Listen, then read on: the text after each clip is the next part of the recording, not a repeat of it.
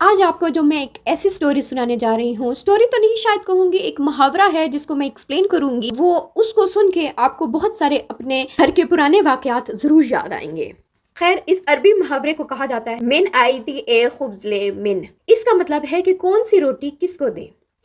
پرانے عرب کنٹریز میں رواج تھا کہ جب کوئی کھانے پہ آپ کو گھر پہ بلاتا تھا اور اکٹھے ہو جاتے تھے تو روٹی کے اندر گوشت لپیٹ کے مہمانوں کو دیا جاتا تھا۔ تو یہ بالکل اس طریقے سے ہے جیسے ہم شوارما کھاتے ہیں، اور آپ کو پتہ بھی ہوگا کہ عرب کنٹریز سے ہی شوارما آیا ہے۔ تو جیسے اس کے اندر ہم چکن بھرا ہوتا ہے، گوشت ہوتا ہے، تو اسی طرح جو تھے وہاں پہ تب مہمانوں کو اس طرح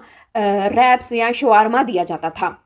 تو یہ روٹی، اور تو اس ٹائم اتنے کھانے نہیں ہوتے، تو یہ روٹی صرف بھوک مٹانے کا ذریعہ نہیں تھا بلکہ محبت اور عزت اور اپنے پن کا اظہار تھا۔ مگر کبھی کبھی دعوتوں میں ایسا ہو جاتا تھا کہ گوشت ختم ہو جاتا تھا، تو گھر کے میزبان جو تھے اپنے قریبی رشتہ داروں کو چپکے سے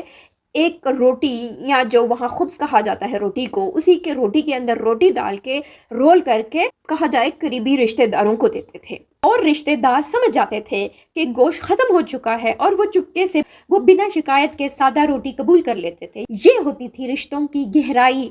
جہاں لفظوں کی ضرورت نہیں ہوتی تھی، صرف دل سے دل تک بات کی جاتی تھی۔ تو اسی طرح ایک شام آتی ہے، ایک دعوت ہوتی ہے، ایک بندہ دعوت کرتا ہے، گھر کا میزبان جو کہ بہت خوشی دلی سے سب کو شوارما جو تھا وہ بانٹ رہا ہوتا ہے، اور پھر اس کو پتہ چلتا ہے کہ گوشت تو ختم ہونے والا ہے،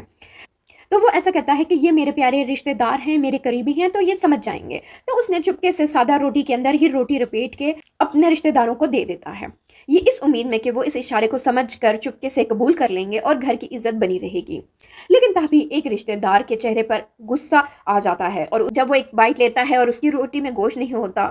تو وہ تیز آواز میں چیختا ہے کہ یہ کیا ہے، اس روٹی میں گوشت کیوں نہیں ہے۔ اس کی آواز میں غصہ تھا، بلکہ گھمنڈ اور ظالمانہ لہجہ بھی چھپا ہوتا ہے۔ میں تو تمہارا قریبی رشتہ دار ہوں، مجھے تو زیادہ پروٹوکول ملنا چاہیے۔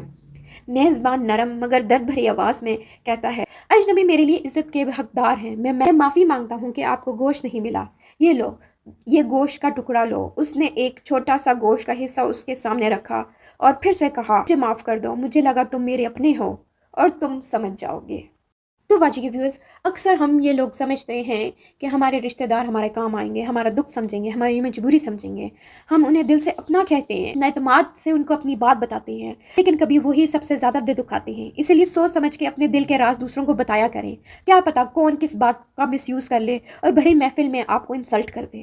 وہ سادہ ایکسٹرا روٹی آپ کے راز ہے، سوچ سمجھ کے لوگوں کو دے، کیا پتا کبھی آپ کی پھپھو کو غصہ آ جائے اور بڑی محفل میں آپ کی انسلٹ کر دے۔ ویڈیو اچھی لگی تو شیئر اور سبسکرائب ضرور کیجیے گا۔